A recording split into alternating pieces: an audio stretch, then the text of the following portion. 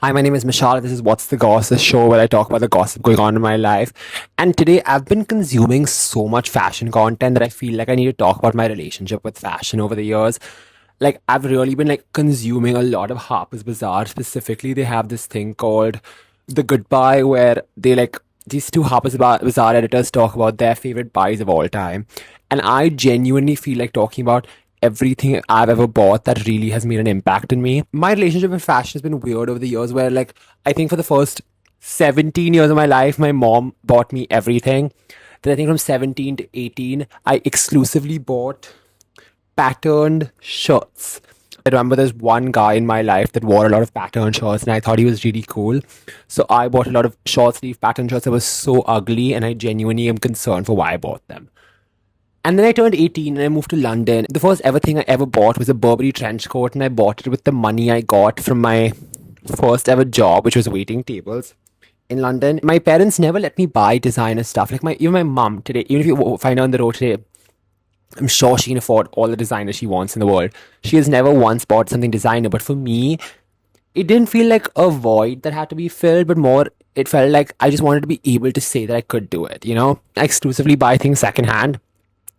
I think I've bought a designer good off the rack like a handful of times in my life, maybe less than 10. It became much more accessible to me when I realized that I could easily do this in a country like London, you know? I just remember going crazy with it. Like, I was just going through my eBay history the other day because my eBay history is literally just a history of everything I've ever bought. And I just thought I'd go through it with you because I think it's so interesting. The first thing I ever bought was on the 8th of November 2021, which means it was a month into me moving into university. And it was a packet of 17 branded jumpers because I was just like, I want to buy more jumpers. I want to wear more jumpers. So I bought a job lot for £25 for 16 jumpers, which is a really great deal now that I think about it. It was just classic consumption. I don't think I have any of these jumpers anymore, which is kind of sad. I think I gave them all away. And then I bought a pair of Dickies. I just remember a moment of time in TikTok where everyone was wearing Dickies, and I was like, oh, I want Dickies, but I'm not going to pay £50 for them. So I bought them for £19, it looks like. A pair of Levi's 569s, which I think are the best jean ever created. A 505 or 501 is a fuck all jean.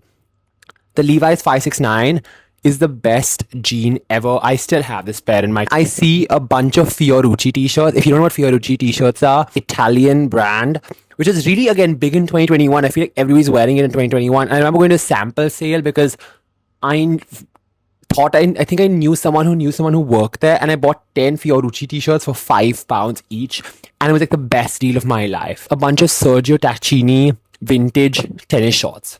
These are my favorite short of all time. I respect all these buys because I still literally own all of these things. This is 2022, so 4 years later, which I don't think anybody else can say. A YSL t-shirt, still have it. Literally was wearing it early today. More Levi's 569s, probably still have it. The thing with old denim is sometimes it just disintegrates. And I literally hate that. A YSL shirt, gingham check, I still have that. I was going through a phase where I really wanted to buy bootcut jeans and they were never long enough for me. And my friends Leah and Kiara would make so much fun of me for my jeans being like cropped. I just remember this one really iconic video of me in Senate House where I was wearing these cropped pants and Leah and Kiara made so much fun for me. Now, I can see in this time I bought a bunch of Pendleton jumpers because I was really into fitting into this sort of British elite old money sort of aesthetic. And so I was like, I can't be buying Ralph Lauren, that's too nouveau riche. I need to buy Pendleton, I need to buy Allen Payne, I need to buy Real World. And then I bought this Gucci bamboo leather tote, which I saw for sale in a vintage shop in London last week for £400.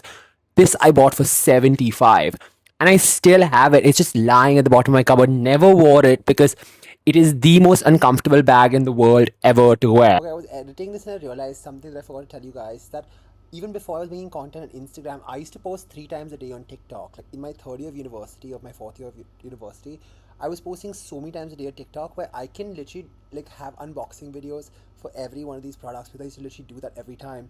I had 4,000 followers and I was living my dream life. I thought I was so big and so famous. This is the unboxing video for my Gucci bag here. Okay, so I don't know, this parcel just got dropped off to my flat and I have no idea what it is. I don't remember ordering anything that's supposed to come today or stuff like that.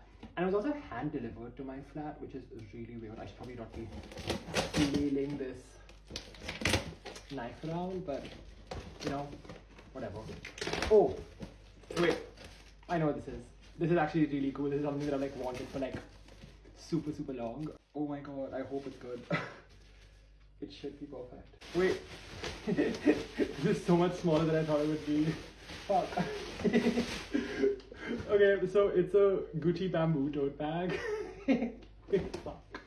I bought this thinking I could put my laptop. Fuck. Oh my god, that's so funny. I bought this thinking I could fit my laptop in it because I did not read the description. I just thought it was cute and it was a really good price. So I was like, okay. Yeah, it's a 1985 Gucci bamboo tote bag that I got for a really good price. So honestly, oh whoa, it has like a pouch. Let's find the label. It looks really roll because like, let me just show you really quickly.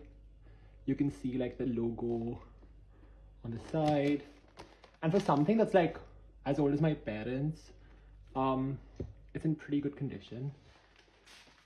But the fact that I thought this was gonna fucking fit my laptop in it is such a joke, because I remember saying like 11 inches and I was like, oh yeah, my laptop's 11 inches, it'll fit. That's not gonna fit even like, but it's still so cute. So you know what, I'm not even mad.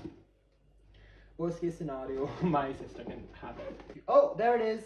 There it is. That. Okay, the logo's inside the wallet.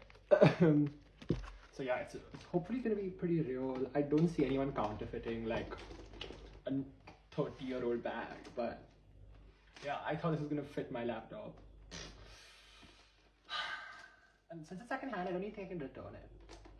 What am I gonna do with this though? Like, I wanted a new uni bag. I wanted a bag to take to uni. Like, I could take this to uni, but where's my laptop gonna go? It's really cute though. Look at me walk around like London with this though. It's so cute. Okay. Bye. I bought for 75 and I still have it. It's just lying at the bottom of my cupboard. Never wore it because it is the most uncomfortable bag in the world ever to wear. I bought Margiela German army trainers. I really wanted a Prada cardigan. Like, again, I used to watch a lot of Drew Foster and stuff like that, and he always talked about how a Prada cardigan was the perfect cardigan. And I think this other girl I'm thinking of, what's her name? Like, I consume a lot of fashion content. I don't think people realize that. Like, I wanted to become a fashion historian at one point. I wrote my dissertation on fashion history because I'm obsessed with like studying about fashion and the history of fashion. So I'm really obsessed with understanding how it goes. Then I bought a 60-pound Miu Miu tote bag that I still have. It's at my house in Goa and it is so beautiful. Like these two Reebok t-shirts, these tank tops, these vintage ones, I wore this today to the gym. Like, when I tell you that my purchases are something that I continuously wear for decades, if not more, it is truly spectacular. Yeah, and that's the last thing I ever bought on eBay because eBay doesn't work in India, and then I moved to this unique country where nothing unique is available, and I've just moved completely into buying on auctions. But that just, it became more expensive and a little bit more of a struggle to get to me. So if you want to hear about that, I could probably make a separate video about that. But I want to talk about that, like, I loved having access to vintage and to designer and stuff like that at this price point that was accessible to me, because I feel like in India, it doesn't exist. Like, it really doesn't. How, like, I could buy a 30-pound Versace jumper that's like 30 years old and like has a hole in it that I fixed. Or like I bought like Gucci loafers that I always wanted and stuff like that. And it's not particularly about affording, but it's the access to like, you know, unique and cool pieces that does not exist in this country that I think is causing this lack of development. I feel like every homegrown brand in this country looks exactly the same. I think every person, every boy in Bombay is dressing exactly the same because we don't have access to anything cool. We're all being tolerated by H&M and Zara and stuff like that. And I work with H&M and Zara. I like H&M and Zara. I think they're great. But I think when it goes to inspiration, they're not the place to go to, right? Because they're churning out 10,000 things in a day. It's not going to be that unique. It's like that fucking NASA sweatshirt that everybody had in 2019. Why did everybody have it? Because it was $900 at H&M and everybody wanted a hoodie. Anyway, that's a long tirade going through my eBay listings and talking about fashion in India and just the gossip about fashion. I don't know why I want to make a YouTube video today, but I felt like it. So yeah, I hope you had fun. Bye. Love you.